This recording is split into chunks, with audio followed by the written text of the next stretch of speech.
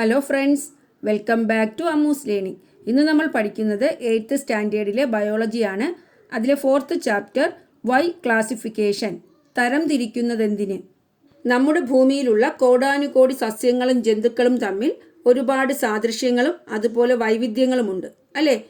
അപ്പോൾ ഈ സസ്യങ്ങളെയോ അല്ലെങ്കിൽ ജന്തുക്കളെയോ കുറിച്ച് പഠിക്കുന്നതിന് നമുക്ക് ഏതെങ്കിലും ഒരു മാനദണ്ഡത്തിൻ്റെ അടിസ്ഥാനത്തിൽ, ഏതെങ്കിലും ഒരു ക്രൈറ്റീരിയയുടെ അടിസ്ഥാനത്തിൽ അവയെ തരം തിരിച്ച് പഠനം എളുപ്പമാക്കാം. അപ്പോൾ തരംതിരിക്കലിനെ കുറിച്ചും അതിൻ്റെ പ്രാധാന്യത്തെക്കുറിച്ചുമൊക്കെയാണ് നമ്മൾ ഈ ചാപ്റ്ററിൽ പഠിക്കുന്നത്. Haven't you noticed the arrangement of books in a library? ലൈബ്രറിയിൽ പുസ്തകങ്ങൾ ക്രമീകരിച്ച് വച്ചിരിക്കുന്നത് ശ്രദ്ധിച്ചിട്ടുണ്ടാവുമല്ലോ. In what all ways books may be arranged? പുസ്തകങ്ങളെ ഏതെല്ലാം വിധത്തിൽ ക്രമീകരിക്കാം? ലൈബ്രറിയിൽ ബുക്കുകൾ എങ്ങനെയൊക്കെയാണ് ക്രമീകരിച്ചിരിക്കുന്നത്? On the basis of subjects അല്ലേ, വിഷയത്തിൻ്റെ അടിസ്ഥാനത്തിൽ. അതുപോലെ on the basis of writers, എഴുത്തുകാരുടെ അടിസ്ഥാനത്തിൽ. On the basis of literary forms അല്ലേ, സാഹിത്യ രൂപങ്ങളുടെ അടിസ്ഥാനത്തിൽ. ലിറ്റററി ഫോംസ് എന്ന് പറയുമ്പോൾ നോവൽ ഒരു സെക്ഷനിൽ, അതുപോലെ സ്റ്റോറീസ് ഒരു സെക്ഷനിൽ, ഇങ്ങനെ അറേഞ്ച് ചെയ്തിട്ടുണ്ട്. വസ്തുക്കളെ ചിട്ടയോടെ അടുക്കി വയ്ക്കണമെങ്കിൽ അവയെ തരം തിരിക്കേണ്ടതുണ്ട് അല്ലേ? നിങ്ങളുടെ വീട്ടിലെ സ്റ്റഡി റൂമും കിച്ചണും എല്ലാം ഇതുപോലെ വസ്തുക്കൾ തരം തിരിച്ചാണ് വയ്ക്കുന്നത്.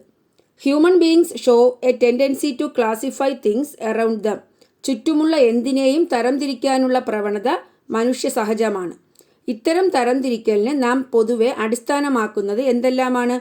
What are the bases for such classification? Shape, colour, size, use, type അല്ലേ?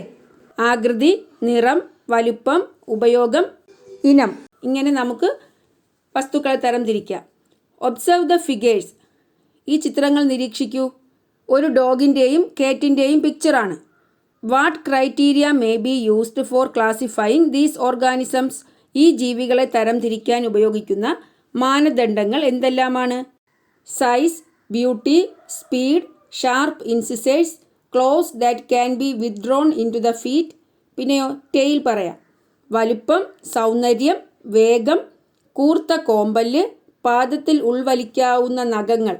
അതുപോലെ ടെയിൽ പറയാം, വാല് പറയാം അല്ലേ? അപ്പോൾ ഈ മാനദണ്ഡങ്ങളുടെ അടിസ്ഥാനത്തിൽ നമുക്ക് ഇവയെ തരംതിരിക്കാം.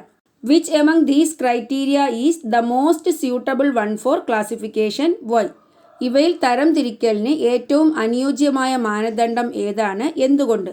ഇങ്ങനെ ഒരുപാട് രീതിയിൽ തരംതിരിക്കാമെങ്കിലും നമുക്ക് തരംതിരിക്കലിന് ഏറ്റവും അനുയോജ്യമായ മാനദണ്ഡം ഏതാണ്? ഇവിടെ ഞാൻ ഒരുപാട് ക്രൈറ്റീരിയ പറഞ്ഞു എങ്കിലും തരംതിരിക്കലിന് ഏറ്റവും അനുയോജ്യമായ മാനദണ്ഡം claws that can be withdrawn into the feet, പാദത്തിൽ ഉൾവലിക്കാവുന്ന നഖങ്ങൾ. കാരണം എന്താ? The claws of the legs of dogs and cats show differences among them. പട്ടിയുടെയും പൂച്ചയുടെയും പാദത്തിലെ നഖങ്ങൾ തമ്മിൽ വ്യത്യാസമുണ്ട്. The claws of cat can be drawn in, but dogs have claws that are always present outside its legs. പൂച്ചയുടെ നഖങ്ങൾ പാദത്തിനുള്ളിലേക്ക് ഉൾവലിക്കാവുന്നതാണ്. എന്നാൽ ഡോഗിൻ്റെ close എങ്ങനെയാണ്? നഖങ്ങൾ എങ്ങനെയാണ്? പാദത്തിൻ്റെ വെളിയിലാണ് എപ്പോഴും കാണപ്പെടുന്നത്. Therefore, this is considered to be the most suitable criterion for classification of these animals. അതുകൊണ്ട് ഈ മൃഗങ്ങളുടെ തരംതിരിക്കലിന് ഏറ്റവും അനുയോജ്യമായത് ഈ മാനദണ്ഡമാണ്. മനസ്സിലായോ? If more specific criteria are adopted, classification becomes more accurate. It will be easy to study organisms if they can be classified according to suitable criteria. കൂടുതൽ സൂക്ഷ്മമായ മാനദണ്ഡങ്ങൾ സ്വീകരിച്ചാൽ തരംതിരിക്കൽ പ്രക്രിയ കൂടുതൽ കൃത്യതയാർന്നതാവും. ഇത്തരത്തിൽ യോജിച്ച മാനദണ്ഡങ്ങൾ കണ്ടെത്തി ജീവികളെ വിവിധ വിഭാഗങ്ങളാക്കിയാൽ അവയെക്കുറിച്ചുള്ള പഠനം എളുപ്പമാക്കാം. അപ്പോൾ തരംതിരിക്കൽ പ്രക്രിയയ്ക്ക് സ്പെസിഫിക് ക്രൈറ്റീരിയ സ്വീകരിച്ചാൽ തരംതിരിക്കൽ പ്രക്രിയ എളുപ്പമാക്കാം. Observe the illustration given below. ചുവടെ നൽകിയിരിക്കുന്ന ചിത്രീകരണം നിരീക്ഷിക്കൂ. Do you know all the peculiarities of the organisms shown in the illustration?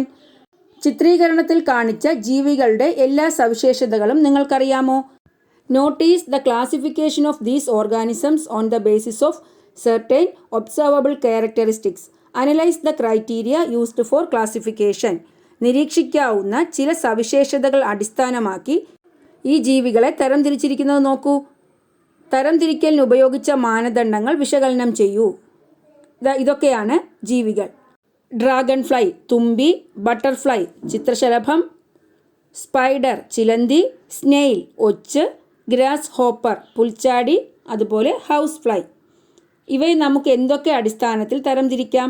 ചിറകുകളുടെ സവിശേഷത, അതുപോലെ നമ്പർ ഓഫ് വിങ്സ് ചിറകുകളുടെ എണ്ണം, പെക്യൂലിയാരിറ്റി ഓഫ് ലെഗ്സ് കാലുകളുടെ പ്രത്യേകത, പെക്യൂലിയാരിറ്റി ഓഫ് വിങ്സ് ചിറകുകളുടെ പ്രത്യേകത. ഇനി ഈ തരംതിരിക്കൽ എളുപ്പമാക്കുന്നതിന് വേണ്ടി ഉപയോഗിച്ചിരിക്കുന്ന ക്രൈറ്റീരിയ മാനദണ്ഡങ്ങൾ എന്തൊക്കെയാണ്? ചിറകിൽ തന്നെ those with wings, those without wings, അല്ലേ? ചിറകുള്ളവ, ചിറകില്ലാത്തവ. ചിറകുള്ളവയിൽ dragonfly, butterfly, house fly, grasshopper. Those without wings ചിറകില്ലാത്തവ, സ്നെയിൽ, സ്പൈഡർ. അതുപോലെ നമ്പർ ഓഫ് വിങ്സ് ചിറകുകളുടെ എണ്ണം, അതും രണ്ടായി തരംതിരിക്കാം. A pair of observable wings വ്യക്തമായി കാണാവുന്ന ഒരു ജോഡി ചിറകുകൾ, അതാർക്കാണ്? ഈച്ച, അല്ലേ? House fly. 2 pairs of observable wings വ്യക്തമായി കാണാവുന്ന 2 ജോഡി ചിറകുകൾ ആർക്കൊക്കെയാണ്? Dragonfly, butterfly, grass hopper.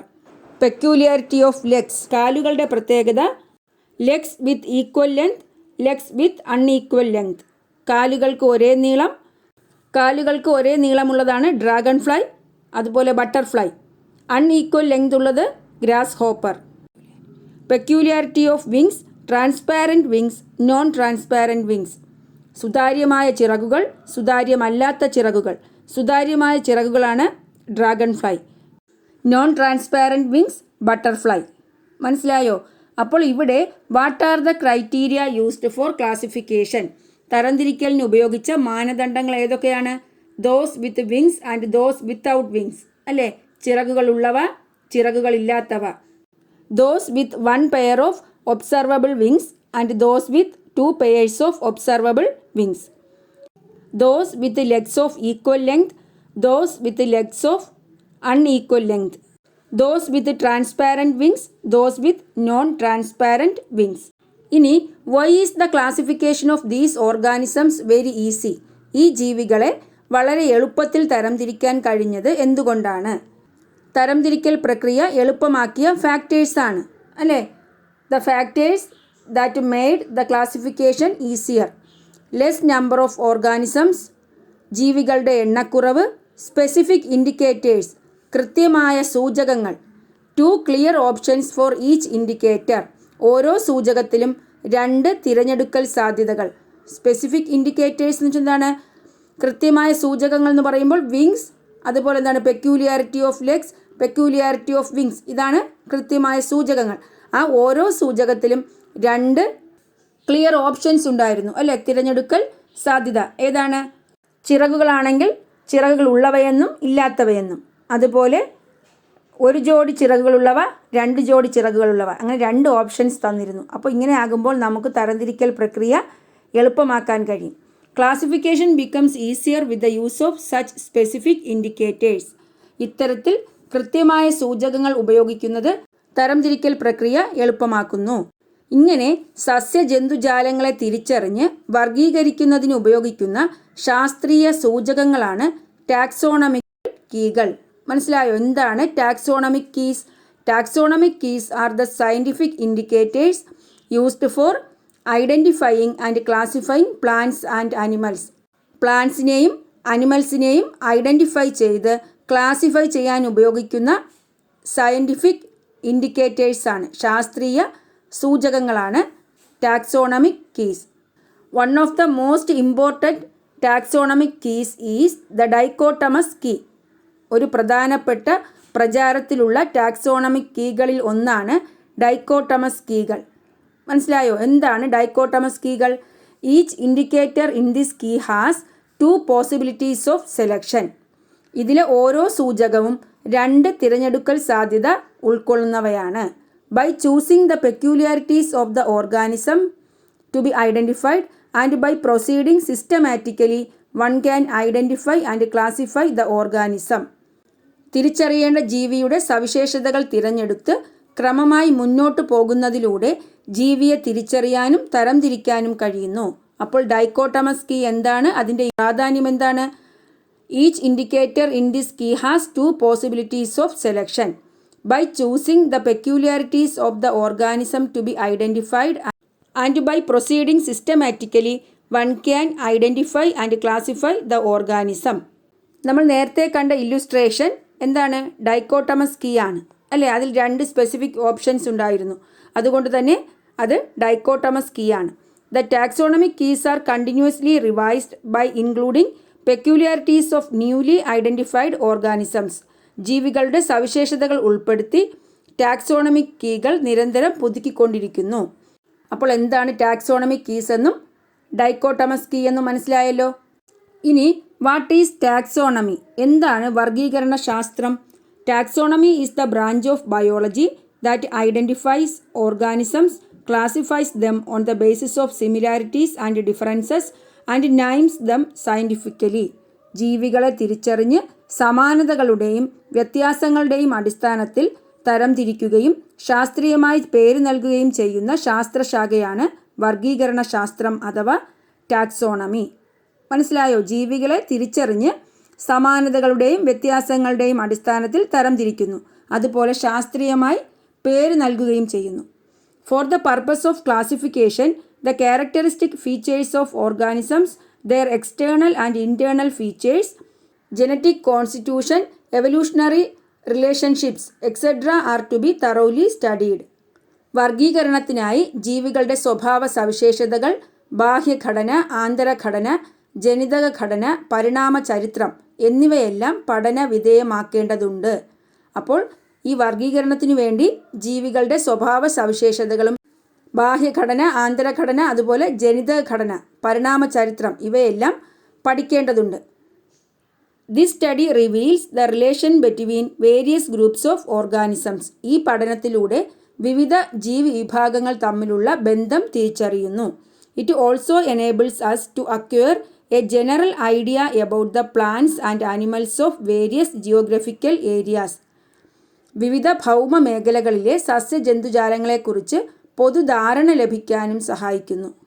മനസ്സിലായോ? ഇങ്ങനെ പഠിക്കുമ്പോൾ വിവിധ ജിയോഗ്രഫിക്കൽ ഏരിയാസിലെ പ്ലാന്റ്സിനെയും അനിമൽസിനെയും കുറിച്ച് നമുക്കൊരു ധാരണ ലഭിക്കുന്നു. Moreover, taxonomy provides evidences that are helpful to explain the stages of evolution of organisms from the simple to the complex.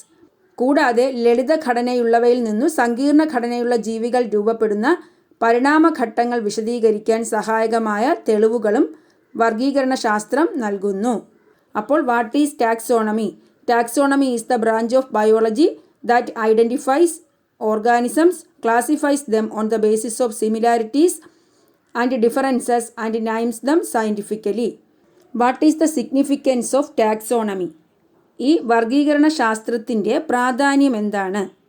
This study reveals the relation between various groups of organisms. It also enables us to acquire a general idea about the plants and animals of various geographical areas. Taxonomy provides evidences that are helpful to explain the stages of evolution of organisms from the simple to the complex.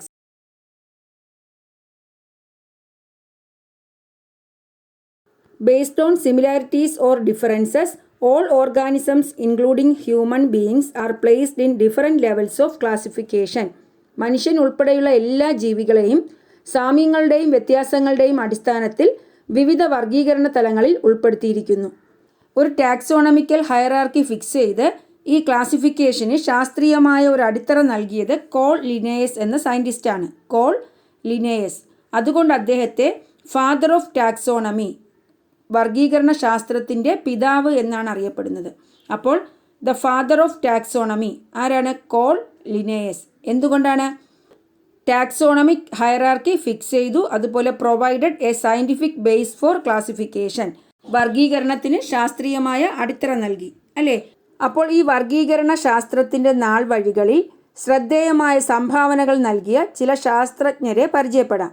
Let's familiarise ourselves with some scientists who have made valuable contributions in the history of taxonomy.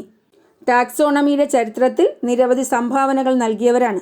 ഒന്നാമത്തേത് Aristotle, the father of biology അല്ലേ? ജീവശാസ്ത്രത്തിൻ്റെ പിതാവ് ആരാണ്? Aristotle. He classified organisms as those with red blood cells and those without red blood cells. ജീവികളെ ചുവന്ന രക്തമുള്ളവ, അല്ലാത്തവ എന്നിങ്ങനെ തരംതിരിച്ചത് ആരാണ്? Aristotle. അപ്പോൾ father of biology ആണെന്ന് പഠിക്കണം. ഓർഗാനിസംസിന് റെഡ് ബ്ലഡ് സെൽസ് ഉള്ളവ, റെഡ് ബ്ലഡ് സെൽസ് ഇല്ലാത്തവ ഇങ്ങനെ തരംതിരിച്ചത് ആരാണ്? അരിസ്റ്റോട്ടിലാണ്. അടുത്ത് Theophrastus, the father of botany, സസ്യശാസ്ത്രത്തിൻ്റെ പിതാവ് ആരാണ്? Theophrastus. He classified plants into annuals, biennials and perennials. സസ്യങ്ങളെ ഏകവർഷികൾ, ദ്വിവർഷികൾ, ബഹുവർഷികൾ എന്നിങ്ങനെ തരംതിരിച്ചു. അപ്പോൾ ഫാദർ ഓഫ് ബോട്ടണി ആരാണ്? തിയോഫ്രാസ്റ്റസ്. അടുത്ത് ചരകൻ, ഇന്ത്യൻ ശാസ്ത്രജ്ഞനാണ്.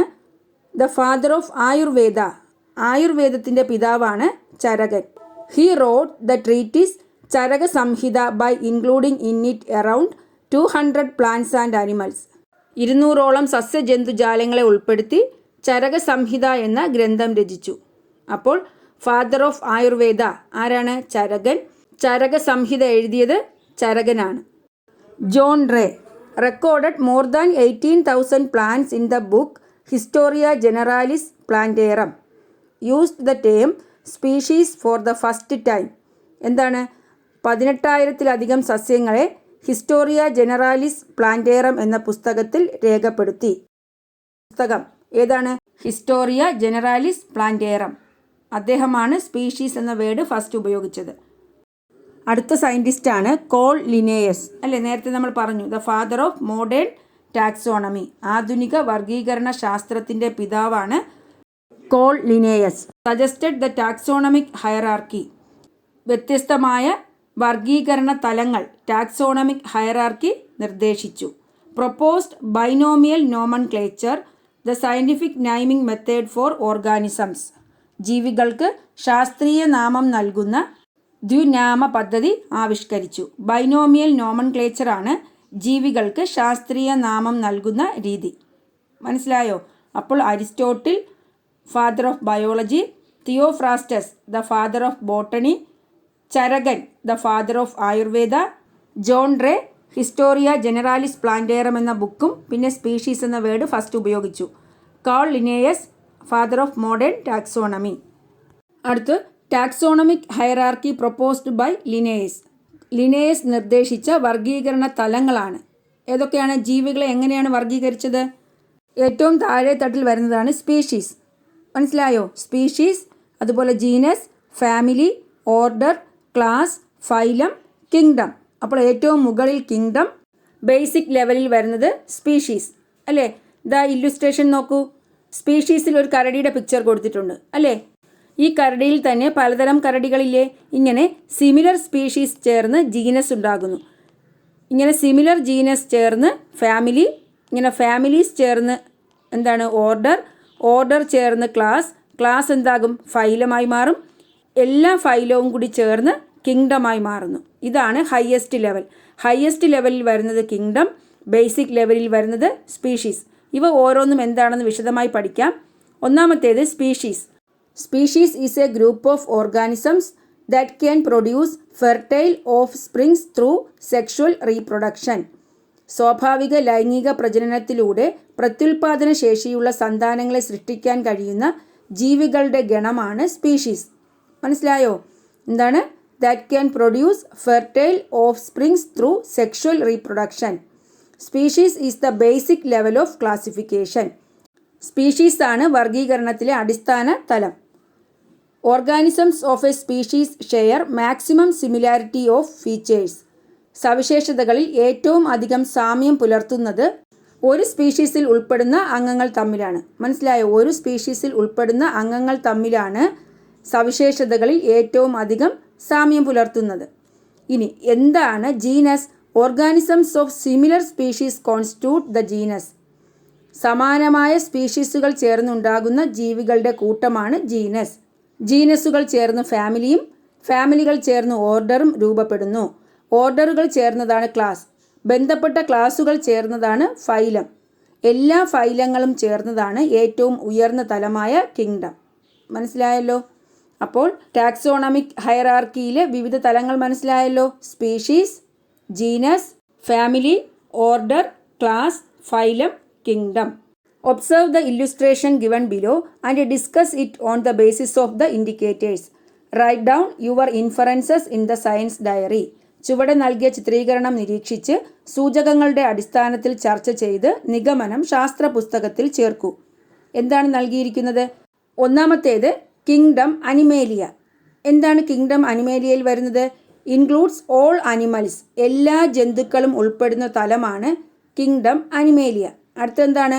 Phylum Chordata. ഫൈലം കോർഡേറ്റയിൽ വരുന്നത് വെർട്ടിബ്രേറ്റ്സ് ഓൺലി, നട്ടെല്ലുള്ള ജന്തുക്കൾ മാത്രമാണ്. അപ്പോൾ ഇതിൽ ബട്ടർഫ്ലൈയും ഹൗസ് ഫ്ലൈയും ഒഴിവായി അല്ലേ? കിങ്ഡം അനിമേലിയയിൽ ഉണ്ടായിരുന്ന ബട്ടർഫ്ലൈ അതുപോലെ ഹൗസ് ഫ്ലൈ ഇത് രണ്ടും ഒഴിവായി. അടുത്ത ക്ലാസ് മാമേലിയ അല്ലേ? ക്ലാസ് മാമേലിയയിൽ ഏതൊക്കെയാണ് വരുന്നത്? Includes the vertebrates that feed their young ones with milk, കുഞ്ഞുങ്ങളെ പാലൂട്ടി വളർത്തുന്ന നട്ടെല്ലുള്ളവ. അപ്പോൾ ഈ വിഭാഗത്തിൽ നിന്നും ആദ്യമുണ്ടായിരുന്ന ബേർഡ്സും ഒഴിവായി അല്ലേ? അടുത്ത് ഓർഡർ കാർണിവോറ.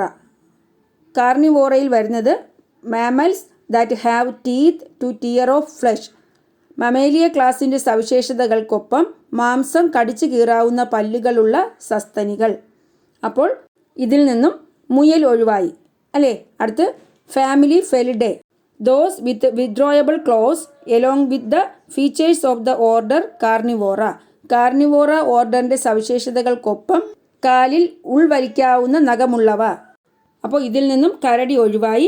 അടുത്ത് genus Felis, shows features of the family Felidae, small sized body, no roaring sound. Felidae ഫാമിലിയുടെ സവിശേഷതകൾ കാണിക്കുന്നു. ചെറിയ ശരീരം, ഗർജിക്കാത്തവ. ചെറിയ ശരീരമാണ്, അതുപോലെ ഗർജിക്കാത്തവയാണ്. അപ്പോൾ ഇതിൽ നിന്നും ടൈഗറും പിന്നെ ഏതാണ് ലയണും ഒഴിവായി അല്ലേ? അടുത്ത് സ്പീഷീസ് ഡൊമസ്റ്റിക്കസ്.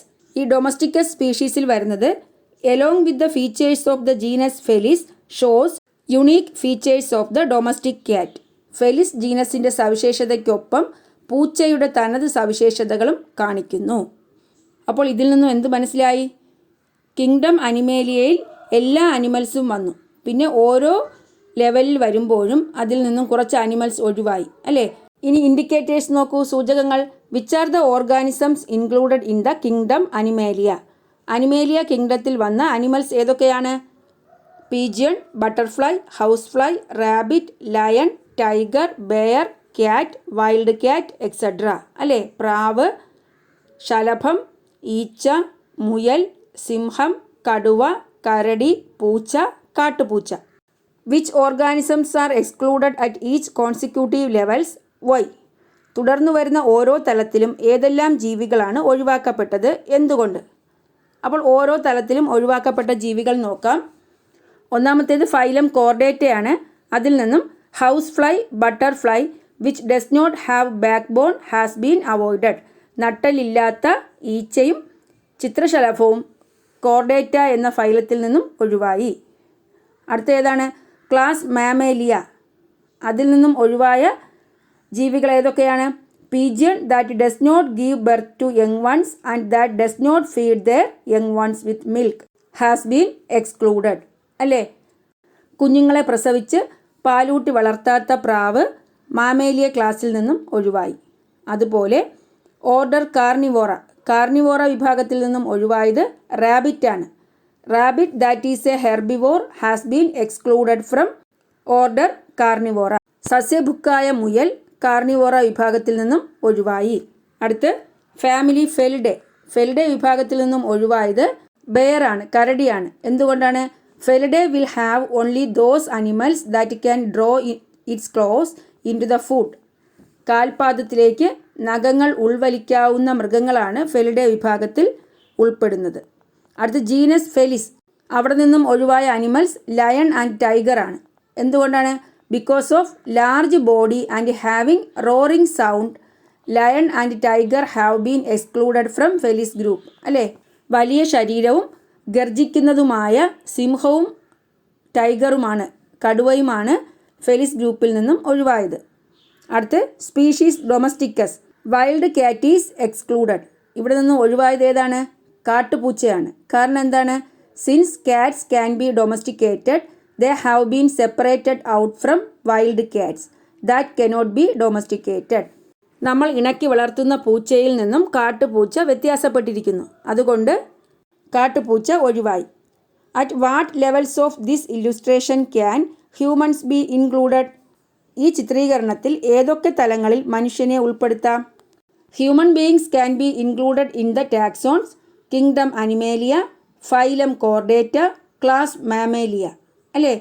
കിങ്ഡം അനിമേലിയയിൽ എല്ലാ അനിമൽസും വരുന്നു. അതുകൊണ്ട് മനുഷ്യനെ ഉൾപ്പെടുത്താം. ഫൈലം കോർഡേറ്റ, നട്ടലുള്ള ജീവികളാണ് ഫൈലം കോർഡേറ്റയിൽ വരുന്നത്. അതുകൊണ്ട് ഹ്യൂമൻസിനെ ഉൾപ്പെടുത്താം. ക്ലാസ് മാമേലിയ എന്താണ്? കുഞ്ഞുങ്ങളെ പ്രസവിച്ച് പാലൂട്ടി വളർത്തുന്നവരാണ് ക്ലാസ് മാമേലിയയിൽ വരുന്നത്. അതുകൊണ്ട് തന്നെ അതിലും ഹ്യൂമൻസിനെ ഉൾപ്പെടുത്താം. അടുത്ത ക്വസ്റ്റ്യൻ നോക്കൂ. Complete the worksheet identifying the levels of classification of cat. പൂച്ചയുടെ വർഗീകരണ തലങ്ങൾ തിരിച്ചറിഞ്ഞ് വർക്ക്ഷീറ്റ് പൂർത്തിയാക്കാനാണ്. കിങ്ഡം, ഏത് കിങ്ഡത്തിലാണ് പൂച്ച വരുന്നത്? അനിമേലിയ. അതുപോലെ ഫൈലം കോർഡേറ്റ, അല്ലേ, നട്ടലുള്ളവയാണ്. ക്ലാസ് മാമേലിയ, കുഞ്ഞുങ്ങളെ പ്രസവിച്ച് പാലൂട്ടി വളർത്തുന്നു. അതുകൊണ്ട് ക്ലാസ് മാമേലിയ. ഓർഡർ, ഏത് ഓർഡറിൽ വരും? കാർണിവോറ, അതിന് മാംസം വലിച്ചു കീറാനുള്ള പല്ലുകളുണ്ട്. ഫാമിലി, ഫെലിഡേ, അകത്തേക്ക് ഉൾവലിക്കാൻ കഴിയുന്ന ക്ലോസ്, നഖങ്ങൾ പൂച്ചയ്ക്കുണ്ട്. അതുകൊണ്ട് ഫെലിഡേ വിഭാഗത്തിൽ വരുന്നു. ജീനസ്, ഏത് ജീനസിൽ വരും? ഫെലിസ് ആണ്. എന്തുകൊണ്ടാണ്? Small sized body, no roaring sound, ചെറിയ ശരീരം, അതുപോലെ ഗർജിക്കുന്ന ശബ്ദമില്ല. സ്പീഷീസ്, ഡൊമസ്റ്റിക്കസ് ആണ്. അല്ലേ? ഏത് സ്പീഷീസാണ്? ഡൊമസ്റ്റിക്കസ്. കാരണം എന്താണ്? Shows unique features of the domestic cat, പൂച്ചയുടെ തനത് സവിശേഷതകൾ കാണിക്കുന്നു. അല്ലേ? അപ്പോൾ levels of classification of cat മനസ്സിലായല്ലോ, പൂച്ചയുടെ വർഗീകരണ തലങ്ങൾ. ഇനി നമുക്ക് പഠിക്കേണ്ടത് ടാക്സോണമിക് ഹൈറാർക്കി ഓഫ് പ്ലാന്റ്സ്, അല്ലേ, സസ്യങ്ങളുടെ വർഗീകരണ തലങ്ങളാണ്. അത് നമുക്ക് അടുത്ത ക്ലാസ്സിൽ പഠിക്കാം. അപ്പോൾ ഇന്ന് നമ്മൾ പഠിച്ചത് സസ്യജന്തുജാലങ്ങളെ തരംതിരിക്കുന്നതിനുള്ള ക്രൈറ്റീരിയ, അതുപോലെ എന്താണ് ടാക്സോണമിക് കീസ്, എന്താണ് ഡൈക്കോട്ടമസ് കീസ്, പിന്നെ എന്താ ടാക്സോണമി എന്താണ്, പിന്നെ ഈ ടാക്സോണമിയിൽ സംഭാവനകൾ നൽകിയ സയൻറ്റിസ്റ്റിനെ കുറിച്ച് പഠിച്ചു. കോൾ ലിനേഴ്സിൻ്റെ ടാക്സോണമിക് ഹൈറാർക്കി പഠിച്ചു. അല്ലേ? അപ്പോൾ ഇത്രയും കാര്യങ്ങൾ നിങ്ങൾക്ക് മനസ്സിലായെന്ന് വിചാരിക്കുന്നു. നിങ്ങൾക്ക് എൻ്റെ ക്ലാസ് ഇഷ്ടപ്പെട്ടു എങ്കിൽ നിങ്ങൾ എൻ്റെ ചാനൽ സബ്സ്ക്രൈബ് ചെയ്യുക, നിങ്ങളുടെ ഫ്രണ്ട്സിനൊക്കെ ഷെയർ ചെയ്യുക. Thanks for watching Ammu's learning.